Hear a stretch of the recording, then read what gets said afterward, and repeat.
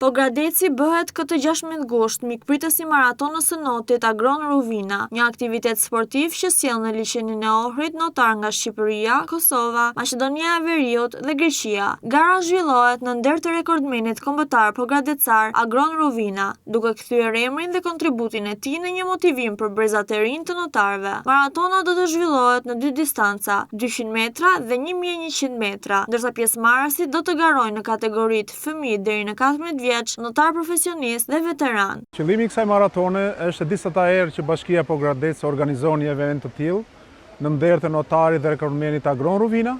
Qëllimi është promovimi i këtij sporti kaq të bukur në liçenin tonë të Pogradecit. Dhe e shoh që pjesëmarrja këtë vit është shumë e madhe.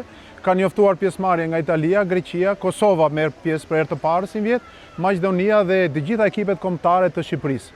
Janë në disa disiplina, fëmijë deri në 14 vjet që notojnë, veteran dhe notarët profesionistë. Ka shumë garues, besoj se do dalë një garë shumë e bukur dhe pse jo të kënaqeni në këtë ditë kaq të bukur të qytetit tonë.